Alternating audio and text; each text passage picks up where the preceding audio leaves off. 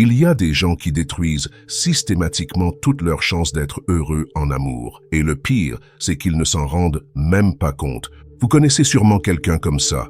Cette personne qui rencontre régulièrement des partenaires formidables, qui semble enfin avoir trouvé l'amour, puis qui trouve miraculeusement une raison de tout gâcher au dernier moment. Ce ne sont pas des gens stupides ou méchants.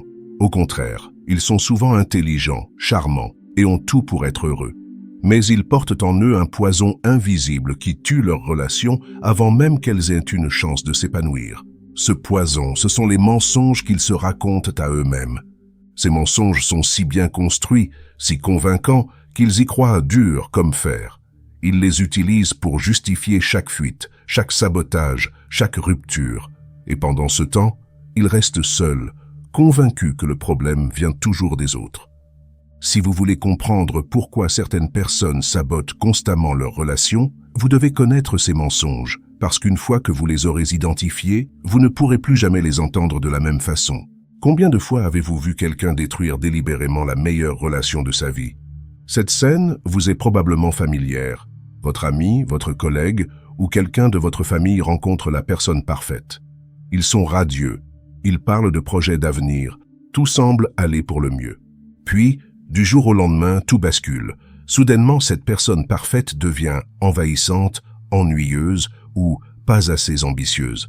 Votre proche trouve 1000 défauts là où il ne voyait que des qualités quelques semaines plus tôt. La rupture arrive inévitablement. Et vous restez là, stupéfait, à vous demander comment quelqu'un peut être assez fou pour jeter aux orties une relation aussi prometteuse. Voici la vérité que personne ne vous dit. Cette personne n'est pas folle. Elle ne manque pas de jugement. Elle ne traverse pas une crise passagère. Elle souffre d'évitement amoureux et son cerveau a développé un arsenal de mensonges pour justifier sa fuite face à l'intimité. Ces mensonges sont redoutablement efficaces parce qu'ils sonnent parfaitement logiques. Je ne suis pas prêt pour quelque chose de sérieux. Il faut que je règle mes problèmes d'abord. On n'est pas compatible sur le long terme. Vous entendez ces phrases et vous hochez la tête parce qu'elles semblent raisonnables. Mais en réalité, ce ne sont que des excuses sophistiquées pour fuir l'amour. Le plus tragique dans tout ça, ces mensonges fonctionnent si bien que même la personne qui les prononce finit par y croire. Elle devient prisonnière de ses propres excuses, condamnée à répéter le même pattern destructeur encore et encore. Il existe un sentiment particulier que vous ressentez quand vous observez quelqu'un que vous aimez saboter sa propre vie amoureuse. C'est un mélange de frustration, d'impuissance et de confusion qui vous laisse complètement démuni. Vous voyez cette personne répéter exactement les mêmes erreurs, relation après relation. Elle rencontre quelqu'un de bien, elle semble heureuse, puis elle trouve invariablement une raison de fuir. Et à chaque fois, elle a une explication parfaitement logique pour justifier sa fuite. Ce qui rend cette situation si frustrante, c'est que vous savez au fond de vous que quelque chose ne tourne pas rond. Ces explications qu'elle vous donne sonnent faux, même si vous n'arrivez pas à mettre le doigt sur ce qui cloche exactement. Elle était trop intense pour moi. Il n'était pas assez mature. Nous n'avions pas les mêmes objectifs de vie. Ces phrases reviennent sans cesse, avec des variantes, mais toujours la même conclusion. C'est la faute de l'autre. Mais vous avez rencontré ces ex-partenaires, vous les avez vus ensemble, et honnêtement, ils semblaient parfaitement assortis. Vous aviez même pensé que cette fois-ci, c'était la bonne. Cette frustration que vous ressentez a un nom. C'est le sentiment d'assister impuissant à l'autodestruction de quelqu'un que vous aimez. Parce que c'est exactement ce qui se passe. Ces personnes ne sont pas malchanceuses en amour. Elles ne tombent pas systématiquement sur des partenaires incompatibles. Elles s'autodétruisent, méthodiquement, relation après relation, en utilisant un système de justification qui leur permet de ne jamais remettre en question leur propre comportement. Le plus pervers dans ce mécanisme, c'est qu'il est presque impossible à détecter de l'extérieur. Ces mensonges sont si bien construits qu'ils donnent l'impression d'être des décisions mûres et réfléchies. La personne semble même soulagée après chaque rupture, comme si elle venait d'éviter une catastrophe. Mais vous, qui la connaissez bien, vous savez qu'au fond, elle n'est pas heureuse. Vous la voyez chercher désespérément l'amour, puis le fuir dès qu'il se présente. Vous assistez à ce cycle infernal sans comprendre comment l'arrêter. Cette impuissance que vous ressentez est normale. Comment peut-on aider quelqu'un qui refuse de voir qu'il est son propre ennemi? Comment peut-on raisonner quelqu'un qui a une explication logique pour chacune de ses décisions destructrices? La réponse commence par comprendre les mensonges qu'utilise cette personne. Parce que ces mensonges suivent des patterns prévisibles. Ils sont limités en nombre et récurrents dans leur structure. Une fois que vous les connaissez, vous pouvez les reconnaître immédiatement quand ils surgissent. Il est temps de révéler les 7 mensonges que se racontent systématiquement les évitants pour justifier leur fuite face à l'amour. Ces mensonges forment un système de défense si sophistiqué qu'ils arrivent à convaincre même les personnes les plus lucides de leur entourage. Mensonge numéro 1, je ne suis pas prêt pour une relation sérieuse. C'est probablement l'excuse la plus courante et la plus acceptée socialement. Qui peut critiquer quelqu'un qui fait preuve de lucidité sur son état émotionnel? Cette phrase sonne mature, responsable, presque sage. Le problème, c'est que cette personne ne sera jamais prête. Observez bien, elle peut passer des années en thérapie, travailler sur elle-même, résoudre tous ses problèmes personnels apparents, elle trouvera toujours une nouvelle raison de ne pas être prête. Il y aura toujours un trauma non résolu, un objectif professionnel à atteindre ou une nouvelle révélation personnelle qui nécessite encore un peu de temps. Ce mensonge est particulièrement pernicieux parce qu'il donne l'illusion du progrès. L'évitant semble évoluer, grandir, se développer personnellement. Mais en réalité, il court sur un tapis roulant émotionnel, bougeant constamment sans jamais avancer vers l'intimité. Mensonge numéro 2, il faut que je me concentre sur ma carrière d'abord. Variante professionnelle du premier mensonge. L'évitant prétend que ses ambitions professionnelles sont incompatibles avec une relation amoureuse. Je veux réussir dans mon domaine. C'est une période cruciale pour ma carrière. Je n'ai pas le temps de m'investir à 100% dans une relation. Pourtant, observez attentivement son emploi du temps. Vous remarquerez qu'il trouve toujours du temps pour sortir, voir ses amis, voyager ou avoir des relations sans lendemain. Il peut passer des heures sur les réseaux sociaux, regarder des séries ou s'adonner à ses hobbies. C'est uniquement l'engagement sérieux qui semble incompatible avec son planning chargé. La vérité, c'est que personne n'est jamais trop occupé pour ce qui compte vraiment pour lui. Nous trouvons toujours du temps pour nos priorités réelles. Mensonge numéro 3. Cette personne n'est pas assez, insérez un critère. Pas assez intelligente, pas assez ambitieuse, pas assez drôle, pas assez indépendante, pas assez spontanée, pas assez stable. Les évitants excellent dans l'art de trouver le défaut fatal qui justifiera leur fuite. Le plus pervers dans ce mensonge, c'est qu'ils commencent souvent par être attirés par cette même caractéristique qu'ils critiquent ensuite. Cette spontanéité qui les charmait au début devient de l'irresponsabilité. Cette stabilité qu'ils admiraient devient de l'ennui. Cette intelligence qui les impressionnait devient de l'arrogance. Ce retournement n'est pas accidentel. Il se produit précisément au moment où la relation s'approfondit et où l'évitant commence à paniquer face à l'intimité grandissante. Mensonge numéro 4. Nous n'avons pas les mêmes objectifs de vie. Ce mensonge surgit généralement quand la relation devient sérieuse et que l'évitant panique face au projet d'avenir commun. Soudainement, des différences mineures ou négociables deviennent des incompatibilités majeures et insurmontables. Le fait qu'elle veuille des enfants dans 5 ans au lieu de 3 devient un gouffre infranchissable. Sa préférence pour la vie en ville plutôt qu'à la campagne devient un désaccord existentiel. Son approche plus conservatrice des finances devient un signe d'incompatibilité fondamentale.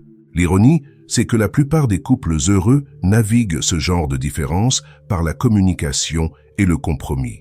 Mais pour l'évitant, ces différences deviennent des prétextes parfaits pour éviter l'engagement. Mensonge numéro 5. Je ne veux pas lui faire du mal.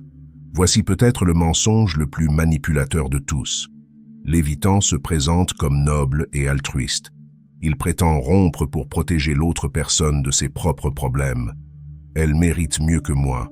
Je ne veux pas l'entraîner dans mes problèmes. Elle sera plus heureuse sans moi. C'est un mensonge particulièrement vicieux parce qu'il donne l'impression d'un sacrifice généreux et désintéressé. L'évitant se positionne en martyr romantique, quelqu'un qui renonce à son bonheur par amour pour l'autre. En réalité, c'est une fuite déguisée en acte d'amour. L'évitant évite la vulnérabilité et l'intimité tout en gardant une image positive de lui-même. Il peut même se sentir noble dans sa fuite. Mensonge numéro 6. Nous sommes trop différents. L'inverse du mensonge précédent, l'évitant prétend que les différences entre eux sont insurmontables. Nous ne venons pas du même milieu. Nous n'avons pas les mêmes références culturelles. Nos personnalités sont trop opposées. Ironiquement, ces mêmes différences l'attiraient probablement au début de la relation. Il trouvait rafraîchissant de découvrir une autre culture, stimulant d'avoir des débats avec quelqu'un de différent, enrichissant d'élargir ses horizons. Ces différences sont devenues problématiques uniquement quand l'intimité s'est approfondie et que l'évitant a réalisé qu'accepter ces différences à long terme nécessiterait des compromis et de la vulnérabilité. Mensonge numéro 7. Le timing n'est pas bon. Le plus frustrant de tous les mensonges parce qu'il implique qu'il pourrait y avoir un bon moment dans le futur. Si nous nous étions rencontrés il y a 2 ans, peut-être que dans quelques années, les circonstances ne s'y prêtent pas maintenant. L'évitant maintient l'autre personne dans l'espoir tout en s'accordant une sortie de secours parfaite. Il peut rompre sans fermer complètement la porte, gardant ainsi un contrôle sur la situation. La vérité cruelle, c'est que le timing ne sera jamais bon pour un évitant. Il y aura toujours une raison externe pour reporter l'engagement, un déménagement, un changement de travail, des problèmes familiaux, des incertitudes économiques. Ces mensonges fonctionnent si bien parce qu'ils contiennent tous une part de vérité partielle. Ils ne sont pas complètement faux, ce qui les rend crédibles aux yeux de l'entourage et surtout aux yeux de l'évitant lui-même.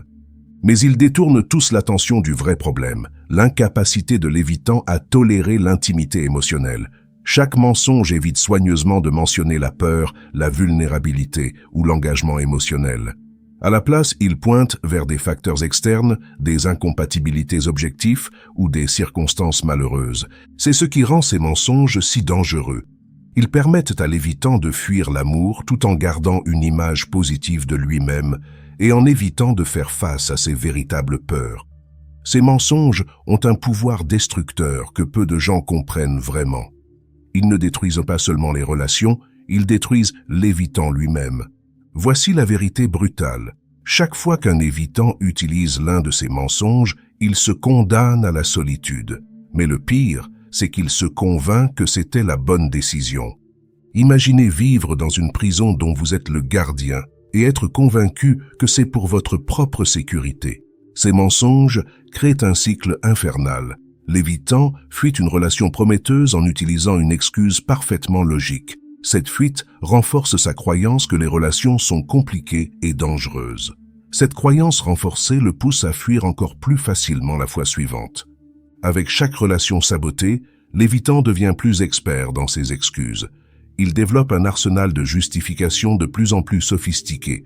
Il peut même commencer à donner des conseils relationnels à ses amis, fort de son expérience des échecs amoureux. Mais voici ce qui se passe vraiment dans sa tête. Chaque fuite laisse une marque. Au fond de lui, l'évitant sait qu'il a gâché quelque chose de potentiellement beau. Cette culpabilité inconsciente s'accumule, créant encore plus de résistance à l'intimité. C'est pourquoi les évitants deviennent souvent amers avec l'âge. Ils ne comprennent pas pourquoi ils se retrouvent seuls malgré toutes leurs bonnes raisons de rompre. Ils regardent leurs amis en couple et se demandent comment ils font pour supporter toutes ces complications. La tragédie, c'est que ces mensonges privent l'évitant de quelque chose d'essentiel, la possibilité d'être vraiment connu et aimé malgré ses défauts. En fuyant l'intimité, il se prive de l'expérience transformatrice d'être accepté dans sa vulnérabilité. Chaque mensonge qu'il se raconte est une brique de plus dans le mur qu'il construit autour de son cœur. Et ce mur, construit pour le protéger, devient sa prison. Le plus cruel dans tout ça, ces mensonges fonctionnent parfaitement pour éviter la souffrance à court terme, mais ils garantissent une souffrance bien plus profonde à long terme, celle de passer à côté de l'amour authentique. Il arrive un moment dans la vie de certains évitants où tous leurs mensonges s'effondrent d'un coup. Ce moment peut être déclenché par différentes choses, voir un ami heureux en couple, réaliser qu'ils vieillissent seuls ou simplement avoir une révélation soudaine sur leur propre pattern. Ce moment de vérité est terrifiant, parce qu'il force l'évitant à regarder en face une réalité qu'il a évitée pendant des années. Il est seul par choix, pas par malchance. Cette prise de conscience arrive souvent de façon brutale. L'évitant se retrouve face à l'évidence que toutes ses bonnes raisons de rompre n'était-ce que des excuses sophistiquées pour fuir l'amour. Il réalise que le problème n'était pas ses ex-partenaires, ni le timing, ni les circonstances. Le problème, c'était lui. Cette révélation peut être dévastatrice. Imaginez découvrir que vous avez passé des années à vous mentir à vous-même, que vous êtes l'architecte de votre propre solitude, que vous avez peut-être laissé passer l'amour de votre vie par pure lâcheté émotionnelle. Certains évitants ne se remettent jamais de cette prise de conscience. Ils sombrent dans l'amertume, convaincus qu'il est trop tard pour changer. D'autres, au contraire, utilisent ce choc comme un électrochoc pour transformer leur vie. Le plus difficile dans cette révélation, c'est qu'elle ne vient avec aucune garantie. Prendre conscience de ces mensonges ne garantit pas qu'on arrêtera de les utiliser. Comprendre qu'on sabote ces relations ne signifie pas qu'on saura faire autrement la prochaine fois. Mais cette prise de conscience a au moins un mérite. Elle met fin à l'illusion. L'évitant ne peut plus se raconter qu'il est victime des circonstances. Il sait maintenant qu'il a un choix à faire, continuer à fuir l'amour ou apprendre à le tolérer. Ce moment de vérité brutale est souvent le seul espoir qu'a un évitant de briser le cycle destructeur dans lequel il s'est enfermé. Changer des patterns d'évitement profondément ancrés n'est pas une transformation magique qui se produit du jour au lendemain. C'est un processus long, difficile, souvent douloureux, qui demande une vigilance constante. Le premier défi pour un évitant qui veut changer, c'est d'apprendre à reconnaître ses mensonges en temps réel. Ces excuses sont devenues si automatiques qu'elles surgissent instantanément dès qu'une relation s'approfondit. L'évitant doit développer une sorte de détecteur interne qui l'alerte quand il commence à trouver des défauts à son partenaire ou des raisons de fuir. La deuxième étape, encore plus difficile, c'est de rester dans la relation malgré l'inconfort. L'évitant doit apprendre à tolérer l'intimité même quand chaque fibre de son être lui crie de fuir. C'est comme demander à quelqu'un qui a peur des hauteurs de rester sur un balcon au 20e étage. Beaucoup d'évitants échouent à cette étape. L'inconfort de l'intimité est si intense qu'ils finissent par craquer et utiliser l'un de leurs mensonges habituels pour justifier leur fuite. C'est normal et prévisible. Les vieilles habitudes ne meurent pas facilement. Ceux qui réussissent à changer ne le font pas en éliminant complètement leur peur. Ils apprennent à agir malgré leur peur. Ils restent dans la relation même quand leur instinct leur dit de fuir. Ils communiquent à leur inconfort au lieu de le transformer en critique de leur partenaire. Cette transformation demande aussi d'accepter d'être vulnérable. L'évitant doit apprendre à dire « j'ai peur de m'attacher » au lieu de dire « tu es trop intense ». Il doit apprendre à dire « j'ai besoin de temps pour m'habituer à cette intimité » au lieu de disparaître sans explication. Le processus est lent et imparfait. Il y aura des rechutes, des moments de panique, des tentatives de fuite, mais chaque fois que l'évitant choisit de rester au lieu de fuir, il renforce sa capacité à tolérer l'amour. Comprendre les mensonges que se racontent les évitants ne transforme pas miraculeusement ces personnes en partenaires idéaux. Mais cette compréhension peut apporter quelque chose de précieux, la clarté. Quand vous reconnaissez ces patterns chez quelqu'un que vous aimez, vous cessez de prendre ces fuites personnellement. Vous comprenez que ces excuses n'ont rien à voir avec vos qualités ou vos défauts. Elles parlent de ses peurs, pas de votre valeur. Cette clarté peut être libératrice. Au lieu de vous torturer l'esprit à essayer de comprendre ce que vous avez fait de mal, vous pouvez voir la situation pour ce qu'elle est vraiment. Quelqu'un qui fuit l'amour par peur de la vulnérabilité. Cela ne rend pas la situation moins douloureuse, mais cela change la nature de cette douleur. Au lieu de souffrir d'un sentiment d'inadéquation personnelle, vous souffrez de la tristesse de voir quelqu'un se priver lui-même de l'amour qu'il désire. Pour ceux qui côtoient des évitants, cette compréhension apporte aussi des limites plus claires. Vous réalisez que vous ne pouvez pas sauver quelqu'un de ses propres mensonges. Vous ne pouvez pas aimer quelqu'un assez fort pour guérir sa peur de l'intimité. Cette prise de conscience peut être douloureuse, mais elle est aussi libératrice. Elle vous permet d'arrêter d'essayer de prouver votre valeur à quelqu'un qui n'est pas disponible émotionnellement. Elle vous donne la permission de chercher l'amour auprès de quelqu'un qui n'a pas besoin de se raconter des mensonges pour être avec vous. L'amour véritable ne devrait jamais demander autant d'excuses et de justifications. Quand deux personnes sont prêtes pour l'intimité, les obstacles se négocient, les différences se surmontent et les défis se relèvent ensemble. La paix vient de comprendre que certaines personnes ne sont simplement pas disponibles pour l'amour que vous offrez, et ce n'est pas de votre faute.